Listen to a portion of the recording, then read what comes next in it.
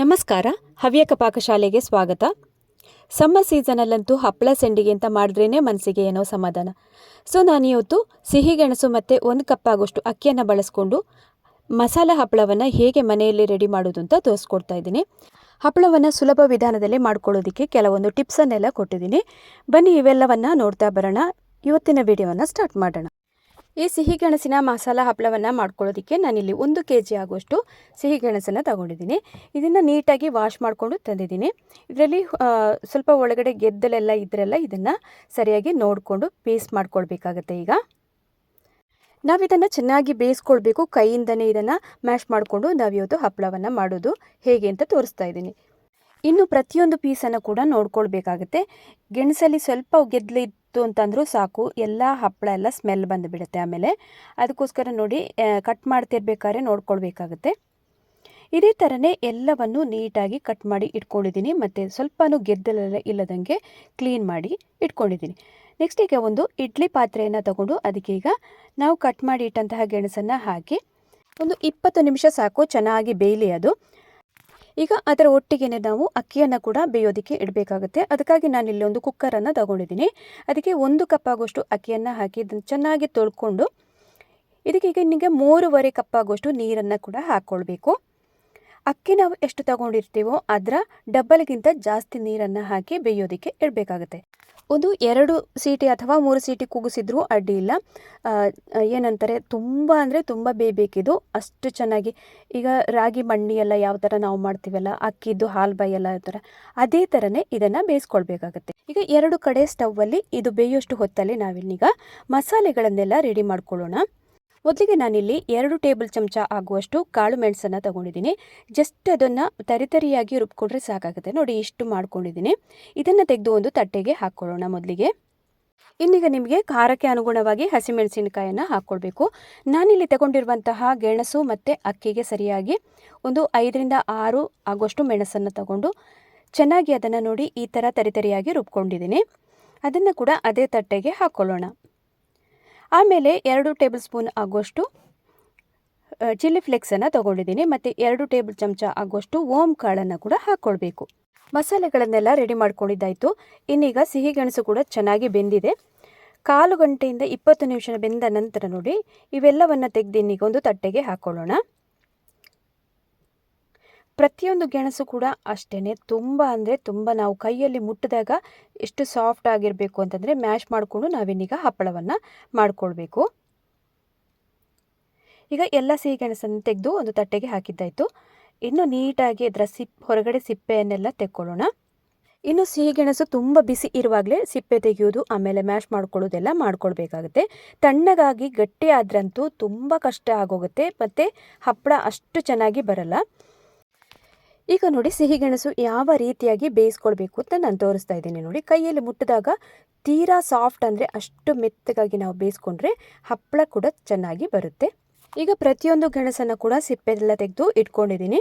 ಇನ್ನು ಇದನ್ನು ನೋಡಿ ಈ ಥರ ಮ್ಯಾಶರ್ನ ಸಹಾಯದಿಂದ ಚೆನ್ನಾಗಿ ಅದನ್ನು ಮ್ಯಾಶ್ ಮಾಡ್ಕೊಳ್ಬೇಕು. ಅಥವಾ ನೀವು ಇದನ್ನು ಒಂದು 4 ಮಿಕ್ಸಿ ಜಾರಲ್ಲಿ ಕೂಡ ಹಾಕಿ ನುಣ್ಣಗೆ ಗ್ರೈಂಡ್ ಮಾಡ್ಕೊಳ್ಬೋದು. ಬಟ್ ಒಮ್ಮೆಲೆ ಹಾಕ್ಕೊಳ್ಳೋದಕ್ಕೆ ಹೋಗಬೇಡಿ. ಮಿಕ್ಸಿ ಜಾರಲ್ಲಿ ಅಷ್ಟು ಕ್ವಾಂಟಿಟಿಯಲ್ಲಿ ನಾವು ಮಾಡ್ಕೊಳ್ಳೋದಕ್ಕೆ ಬರಲ್ಲ. 1/4 ಗಂಟೆಯಿಂದ 20 ನಿಮಿಷ ಎಲ್ಲ ಚೆನ್ನಾಗಿ ಬೆಂತಿದೆ ಅಂತ ಅಂದರೆ ಚೆನ್ನಾಗಿ ಇದನ್ನು ಈ ಥರ ಮ್ಯಾಶ್ ಮಾಡ್ಕೊಳ್ಳೋದಕ್ಕೆ ಬರುತ್ತೆ. ಅದಕ್ಕಾಗಿ ಅಷ್ಟು ಹೊತ್ತು ನಾವು ಬೇಯಿಸಲೇಬೇಕಾಗತ್ತೆ. ಈಗ ನೋಡಿ ಈ ತಟ್ಟೆ ತೀರಾ ಸಣ್ಣದಾಯಿತು. ಅದಕ್ಕಾಗಿ ನಾವೀಗ ದೊಡ್ಡ ಒಂದು ಪಾತ್ರೆಗೆ ನಾನೀಗ ಹಾಕ್ಕೊಳ್ತಾ ಇದ್ದೀನಿ. ಈ ಥರ ಬಿಸಿಲಿರುವ ಟೈಮಲ್ಲಿ ನಾವು ಹಲವಾರು ರೀತಿಯಾದಂತಹ ಹಪ್ಪಳ ಸಂಡಿಗೆಗಳನ್ನೆಲ್ಲ ಮಾಡಿ ಮಳೆಗಾಲಕ್ಕೆ ಇಟ್ಕೊಂಡ್ರೆ ಆರಾಮ್ಸೆ ತಿನ್ಬೋದು. ಈಗ ನೋಡಿ ಸ್ವಲ್ಪನೂ ಕಾಳು ಗಂಟೆಲ್ಲ ಇಲ್ದಂಗೆ ನಾನು ಸಿಹಿಗೆಣಸನ್ನು ಮ್ಯಾಶ್ ಮಾಡ್ಕೊಂಡು ಇಟ್ಟಿದ್ದಾಯಿತು. ನೋಡ್ತಿರ್ಬೋದು ನೀವೀಗ. ಇಷ್ಟಾದರೆ ಸಾಕು. ಇನ್ನೀಗ ನೆಕ್ಸ್ಟ್ ಆಗಲೇ ನಾವು ಅನ್ನವನ್ನು ಮಾಡಿ ಇಟ್ಕೊಂಡಿದ್ದೀವಲ್ಲ, ಬೆಳ್ತಿಗೆ ಅಕ್ಕಿದ್ದು, ಅದನ್ನು ಕೂಡ ಅದೇ ರೀತಿಯಾಗಿ ನುಣ್ಣಗೆ ಮ್ಯಾಶ್ ಮಾಡ್ಕೊಳ್ಬೇಕು. ಮ್ಯಾಶರ್ನ ಸಹಾಯದಿಂದಲೇ ಹೀಗೆ ಮಾಡ್ಕೊಳ್ಬೋದು. ನಾನು ಆಗಲೇ ಹೇಳಿದಂತೆ ಮಿಕ್ಸಿ ಜಾರಲ್ಲಿ ಕೂಡ ಹಾಕಿದರೆ ಬಿಸಿ ಇರುವಾಗಲೇ ತುಂಬ ನುಣ್ಣಗೆ ಇದನ್ನು ಗ್ರೈಂಡ್ ಮಾಡ್ಕೊಳ್ಬೋದು. ಸಿಹಿಗೆಣಸಾಗಿರ್ಬೋದು, ಅನ್ನ ಆಗಿರ್ಬೋದು, ಚೆನ್ನಾಗಿ ಬೆಂದಿರಬೇಕು. ನೋಡಿ, ಕೈಯಲ್ಲಿ ಮುಟ್ಟಿದಾಗ ಸಾಫ್ಟ್ ಆಗಿದೆಯಲ್ಲ, ಅಷ್ಟಾದರೆ ನಾವು ಇದನ್ನು ಮ್ಯಾಶ್ ಮಾಡಿಕೊಂಡಾಗ ತುಂಬ ಚೆನ್ನಾಗಿ ನುಣ್ಣಗಾಗಿ ಬರುತ್ತೆ. ಹಪ್ಪಳ ಕೂಡ ಅಷ್ಟೇ ಚೆನ್ನಾಗಿ ಬರುತ್ತೆ ನಾವು ಹೀಗೆ ಮಾಡ್ಕೊಳ್ಳೋದ್ರಿಂದ. ಅನ್ನವನ್ನು ನುಣ್ಣಗೆ ಮ್ಯಾಶ್ ಮಾಡ್ಕೊಂಡಿದ್ದಾಯಿತು. ಅದನ್ನು ತೆಗೆದೀಗ ಸಿಹಿ ಗೆಣಸಿನೊಟ್ಟಿಗೆ ಇದನ್ನು ಕೂಡ ಹಾಕ್ಕೊಳ್ಬೇಕು. ಹಾಕಿ ಆದ ನಂತರ ಆಲ್ಮೋಸ್ಟ್ ಇದು ತಣ್ಣಗಾಗಿದೆ ಇವಾಗಲೇ. ಇನ್ನು ಕೈಯಲ್ಲೇ ನಾವು ಇದನ್ನು ಮಿಕ್ಸ್ ಮಾಡ್ಕೊಳ್ಬೋದು. ನೋಡಿ ಈ ಥರ ಸರಿಯಾಗಿ ಒಮ್ಮೆ ಮಿಕ್ಸ್ ಆಯಿತು ಅಂದಾಗ ನಾವಿದಕ್ಕೆ ಉಪ್ಪು ಮತ್ತು ಮಾಡಿಟ್ಟಂತಹ ಮಸಾಲೆಗಳನ್ನೆಲ್ಲ ಆ್ಯಡ್ ಮಾಡ್ಕೊಳ್ಬೇಕು. ಈಗ ನೋಡಿ ಉಪ್ಪನ್ನು ರುಚಿಗೆ ತಕ್ಕಷ್ಟು ಹಾಕ್ಕೊಳ್ತಾ ಇದ್ದೀನಿ.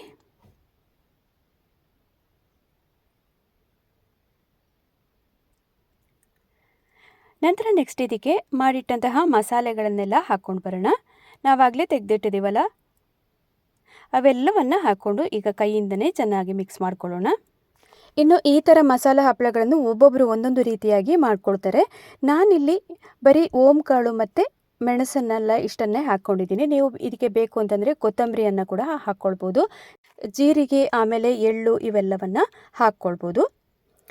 ನೋಡಿ ಇಲ್ಲಿಗ ಹಿಟ್ಟನ್ನೆಲ್ಲ ಮಸಾಲೆ ಎಲ್ಲ ಮಿಕ್ಸ್ ಮಾಡಿ ರೆಡಿ ಮಾಡಿ ಇಟ್ಕೊಂಡಿದ್ದೀನಿ. ಇನ್ನೀಗ ಸಣ್ಣ ಸಣ್ಣ ಬಾಲ್ಸ್ ಆಗಿ ಮಾಡ್ಕೊಳ್ಬೇಕು. ನಿಮಗೆ ಹಪ್ಪಳ ಯಾವ ಶೇಪಲ್ಲಿ ನೀವು ಮಾಡ್ತೀರೋ ಅಷ್ಟು ದೊಡ್ಡಕ್ಕೆ ಉಂಡೆಗಳನ್ನು ಮಾಡಿ ಇಟ್ಕೊಳ್ಬೋದು. ನಿಮಗೆ ಕೈಗೆ ಅಂಟತ್ತೆ ಅಂತಂದರೆ ಸ್ವಲ್ಪ ಕೊಬ್ಬರಿ ಎಣ್ಣೆನೋ ಅಥವಾ ಏನಾದರೂ ತುಪ್ಪವನ್ನು ಏನಾದರೂ ಹಚ್ಕೊಳ್ಬೋದು. ಈಗ ನೋಡಿ ನಾನು ಮೀಡಿಯಮ್ ಸೈಜಿನ ಬಾಲ್ಗಳನ್ನಾಗಿ ಮಾಡ್ಕೊಂಡಿದ್ದೀನಿ. ನಮಗೆ 1 kg ಆಗುವಷ್ಟು ಸಿಹಿಗೆಣಸು ಮತ್ತು ಒಂದು ಕಪ್ ಆಗುವಷ್ಟು ಅಕ್ಕಿಯಲ್ಲಿ 40ರಿಂದ 45 ಮೀಡಿಯಮ್ ಹಪ್ಪಳಗಳು ನಮಗೆ ರೆಡಿ ಮಾಡಿಕೊಳ್ಬೋದು. ಈಗ ಎಲ್ಲವನ್ನು ಕೂಡ ಉಂಡೆಗಳನ್ನಾಗಿ ಮಾಡಿ ಇಟ್ಕೊಳ್ಳೋಣ. ಆಮೇಲೆ ನಾನಿಲ್ಲಿ ಒತ್ತುವಂತಹ ಪ್ರೋಸೆಸ್ಸು ಬೇರೆಯೇ ತೋರಿಸ್ತೀನಿ. ತುಂಬ ಸುಲಭ ವಿಧಾನದಲ್ಲಿ ನಾವಿದನ್ನು ಹಪ್ಪಳಗಳನ್ನು ರೆಡಿ ಮಾಡ್ಕೊಳ್ಬೋದು. ಮೆಷಿನ್ ಕೂಡ ಬೇಡ, ನಿಮಗೆ ಏನೂ ಬೇಡ. ಜಸ್ಟ್ ಹಾಗೇ ನಮಗೆ ಒಂದು ಮಣೆ ಇದ್ದರೆ ಸಾಕಾಗುತ್ತೆ. ಇಷ್ಟರಲ್ಲೇ ಒಂದಷ್ಟು ಬೇಗನೆ ಹಪ್ಪಳವನ್ನು ಮಾಡ್ಕೊಳ್ಳೋದು ಹೇಗೆ ಅಂತ ತೋರಿಸ್ತೀನಿ. ಈಗ ಎಲ್ಲ ಉಂಡೆಗಳನ್ನು ಒಂದೇ ಸೈಜಲ್ಲಿ ಮಾಡಿ ಇಟ್ಕೊಂಡಿದ್ದಾಯಿತು. ಈಗ ಪ್ಲಾಸ್ಟಿಕ್ ಶೀಟನ್ನು ತಗೊಳ್ಬೇಕಾದ್ರೆ ಸ್ವಲ್ಪ ಅಗಲಕ್ಕೆ ಇರಬೇಕು. ನನಗೆ ಇಲ್ಲಿ ಒಂದೇ ಸಲಕ್ಕೆ 4 ಹಪ್ಪಳವನ್ನು ಒಟ್ಟಿಗೆ ಒತ್ತೋದನ್ನು ಹೇಗೆ ಅಂತ ತೋರಿಸ್ತೀನಿ. ಈ ಥರದ ಕೆಲಸ ನಮಗೆ ತುಂಬ ಸುಲಭ ಆಗುತ್ತೆ, ಬಹಳ ಬೇಗನೆ ರೆಡಿಯಾಗಿ ಸಿಗುತ್ತೆ ಹಪ್ಪಳ ಎಲ್ಲ. ಅದರ ಮೇಲಿಂದ ಈಗ ಕೊಬ್ಬರಿ ಎಣ್ಣೆನ ಅಪ್ಲೈ ಮಾಡ್ತಾ ಇದ್ದೀನಿ. 2 ಶೀಟಿಗೂ ಕೂಡ ಹಾಕ್ಕೊಳ್ತಾ ಇದ್ದೀನಿ. ಈಗ ಒಂದೊಂದು ಉಂಡೆಗಳನ್ನು ಇಲ್ಲಿ ಇಡಬೇಕಾದ್ರೆ ಡಿಸ್ಟೆನ್ಸನ್ನು ಕೂಡ ನೋಡ್ಕೊಳ್ಬೇಕಾಗತ್ತೆ. ಒಂದಕ್ಕೊಂದು ಅಂಟ್ಕೊಳ್ಳೋದಂತೆ ನೋಡ್ಕೊಳ್ಬೇಕು ಇದನ್ನು.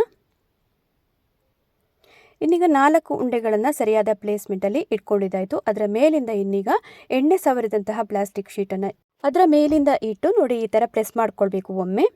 ಇನ್ನು ಪ್ರತಿಯೊಬ್ಬರ ಮನೆಯಲ್ಲೂ ಮರದ ಮಣೆ ಇದೆ ಅಂತ ಅಂದ್ಕೊಂಡಿದ್ದೀನಿ. ಅದು ಇಲ್ಲ ಅನ್ನೋರು ಚಾಪಿಂಗ್ ಬೋರ್ಡಲ್ಲಾದರೂ ನಾವು ಇದನ್ನು ಪ್ರೆಸ್ ಮಾಡ್ಕೊಳ್ಬೋದು.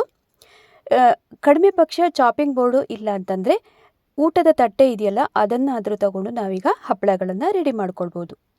ತುಂಬ ಸುಲಭದಲ್ಲಿ ಮಾಡ್ಕೊಳ್ಬೋದಾಗಿದೆ. 4 ಒಟ್ಟಿಗೆ ಮಾಡ್ಕೊಳ್ಳೋದ್ರಿಂದ ಕೆಲಸ ಕೂಡ ಬೇಗ ಆಗುತ್ತೆ. ನೋಡಿ ನಾವು ಸ್ವಲ್ಪ ಪ್ರೆಸ್ ಮಾಡಿ ನೋಡ್ಕೊಳ್ಬೋದು ಸರಿಯಾದ ಪ್ಲೇಸ್ಮೆಂಟಲ್ಲಿ ಉಂಡೆಗಳನ್ನೆಲ್ಲ ಇಟ್ಟಿದ್ದೇವೋ ಇಲ್ವೋ ಅಂತ. ಒಂದಕ್ಕೊಂದು ಅಂಟದಂತೆ ನಾವು ನೋಡಿಕೊಂಡ್ರೆ ತುಂಬ ಸುಲಭ ಆಗುತ್ತೆ. ನೋಡಿ ನಾನಿಲ್ಲಿ ಮಣೆಯಲ್ಲಿ ಯಾವ ಥರ ಒತ್ತೋದು ಅಂತ ತೋರಿಸ್ತಾ ಇದ್ದೀನಿ, ಮರದ ಮಣೆ. ಅದರಲ್ಲಂತೂ ತುಂಬ ಸುಲಭದಲ್ಲಿ ಹಪ್ಪಳಗಳನ್ನು ತೆಳ್ಳಗೆ ಒತ್ಕೊಳ್ಬೋದು. ನೋಡಿ ಎಲ್ಲ ಹಪ್ಪಳ ನಾನೀಗ ಒತ್ಕೊಂಡಿದ್ದೀನಿ. 4 ಕೂಡ ಸರಿಯಾಗಿ ತೆಳ್ಳಗಾಗಿದೆ ನೋಡಿ. ಇಷ್ಟಾದರೆ ಸಾಕಾಗತ್ತೆ. 2ನೇ ಬಾರಿಗೆ ಕೂಡ ಅದೇ ರೀತಿಯಾಗಿ ಮಾಡ್ಕೊಳ್ಳೋಣ.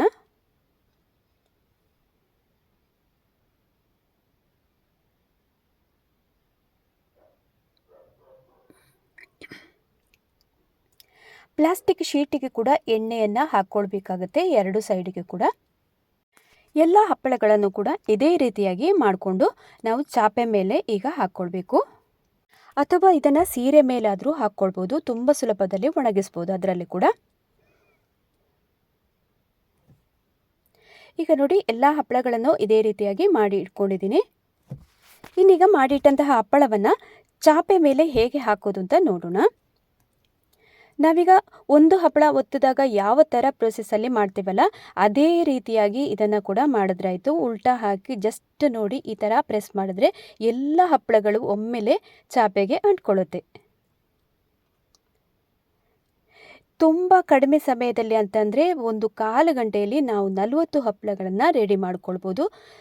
ಕೆಲಸ ಅಂತೂ ನೀಟಾಗಿ ಅಷ್ಟು ಚೆನ್ನಾಗಿ ಹಪ್ಪಳಗಳು ಕೂಡ ತೆಳ್ಳಗಾಗಿ ಬರುತ್ತೆ. ಈಗ ನೋಡಿ ನಾನೀಗ 2 ದಿವಸದ ನಂತರ ಒಣಗಿದ ಹಪ್ಪಳಗಳನ್ನು ತೋರಿಸ್ತಾ ಇದ್ದೀನಿ. ತುಂಬ ಬಿಸಿಲಿದ್ರೆ ಇಷ್ಟು ಬೇಗ ಒಣಗುತ್ತೆ, ಅಥವಾ 3 ಬಿಸಿಲು 4 ಬಿಸಿಲಲ್ಲೂ ಕೂಡ ಚೆನ್ನಾಗಿ ಹಪ್ಪಳಗಳು ರೆಡಿ ಮಾಡ್ಕೊಳ್ಬೋದು. ಇನ್ನು ಈ ಥರದ ಮಸಾಲ ಹಪ್ಪಳ ಅಥವಾ ಸಿಹಿಗೆಣಸಿನ ಹಪ್ಪಳವನ್ನು ಯಾರು ತಾನೇ ಇಷ್ಟಪಡಲ್ಲ ಹೇಳಿ. ಮಕ್ಕಳಿಂದ ಹಿಡಿದು ದೊಡ್ಡವರು ಕೂಡ ಇಷ್ಟಪಡುವಂತಹ ಈ ಹಪ್ಪಳವನ್ನು ಇನ್ನು ಎಣ್ಣೆಯಲ್ಲಿ ಕರೆದು ನೋಡೋಣ ಯಾವ ಥರ ಬರುತ್ತೆ ಅಂತ. ನಾವು ಮಸಾಲ ಎಲ್ಲ ಹಾಕಿರೋದ್ರಿಂದ ಉಪ್ಪು ಮತ್ತು ಸಿಹಿ ಎಲ್ಲ ಮಿಕ್ಸ್ ಆಗಿ ಸೂಪರ್ ಆದಂತಹ ಟೇಸ್ಟ್ ಇದು. ಮನೆಯಲ್ಲಿ ನೀವು ಕೂಡ ಇದೇ ವಿಧಾನದಲ್ಲಿ ಟ್ರೈ ಮಾಡಿ ನೋಡ್ತೀರಿ ಅಂತ ಅಂದ್ಕೊಂಡಿದ್ದೀನಿ. ಅದೇ ರೀತಿ ನಾವು ಅಕ್ಕಿ ಕೂಡ ಇಲ್ಲಿ ಬಳಸಿರ್ತೀವಿ, ಅನ್ನವನ್ನು ಹಾಕಿರೋದ್ರಿಂದ ಗರಿ ಗರಿಯಾಗಿ ಬರುತ್ತೆ. ನೀವು ಕೂಡ ಮನೆಯಲ್ಲಿ ಇದೇ ರೀತಿಯಾಗಿ ನಾನು ಹೇಳಿರುವಂತಹ ಟಿಪ್ಸನ್ನೆಲ್ಲ ಫಾಲೋ ಅಪ್ ಮಾಡಿಕೊಂಡು ಹಪ್ಪಳವನ್ನು ಮಾಡ್ತೀರಿ ಅಂತ ಅಂದ್ಕೊಂಡಿದ್ದೀನಿ. ಸಿಹಿಗೆಣಸು ಮತ್ತು 1 ಕಪ್ ಆಗುವಷ್ಟು ಅಕ್ಕಿಯನ್ನು ಬಳಸ್ಕೊಂಡು ಯಾವ ರೀತಿಯಾಗಿ ಮಸಾಲ ಹಪ್ಪಳವನ್ನು ಮಾಡೋದು ಅಂತ ನೋಡ್ಕೊಂಡು ಬಂದಾಯ್ತಲ್ಲ. ಇವತ್ತಿನ ವಿಡಿಯೋ ನಿಮಗೆ ತುಂಬ ಇಷ್ಟ ಆಗಿರ್ಬೋದು ಅಂತ ಅಂದ್ಕೊಂಡಿದ್ದೀನಿ. ಇಷ್ಟ ಆದಲ್ಲಿ ಹೊಸಬ್ರು ಯಾರಾದರೂ ಚಾನಲನ್ನು ನೋಡ್ತಿದ್ರೆ ದಯವಿಟ್ಟು ಸಬ್ಸ್ಕ್ರೈಬ್ ಮಾಡ್ಕೊಳ್ಳಿ. ಅದೇ ರೀತಿ ಮುಂದೇನೂ ಸಪೋರ್ಟ್ ಮಾಡ್ತಾನೆ ಇರಿ. ವಿಡಿಯೋನ ಹೆಚ್ಚಾಗಿ ಎಲ್ಲ ಕಡೆ ಶೇರ್ ಮಾಡಿ ಸಪೋರ್ಟ್ ಮಾಡಿ. ಇದೇ ರೀತಿಯಾಗಿ ಹಲವಾರು ಒಳ್ಳೊಳ್ಳೆ ರೆಸಿಪಿಗಳನ್ನು ನನ್ನ ಚಾನಲಲ್ಲಿ ಅಪ್ಲೋಡ್ ಮಾಡಿದ್ದೀನಿ. ಅವನ್ನು ಕೂಡ ಲಿಂಕಿಗೆ ಹೋಗಿ ನೋಡ್ತಾ ಇರಿ. ಹವ್ಯಕ ಪಾಕಶಾಲೆಯಲ್ಲಿ ಇನ್ನೊಂದು ಹೊಸ ರುಚಿಯೊಂದಿಗೆ ಮತ್ತೆ ನಾನು ನಿಮ್ಮನ್ನು ಭೇಟಿ ಆಗ್ತೀನಿ ಅಂತ ಹೇಳ್ತಾ ಅಲ್ಲಿ ತನಕ ನಮಸ್ಕಾರ.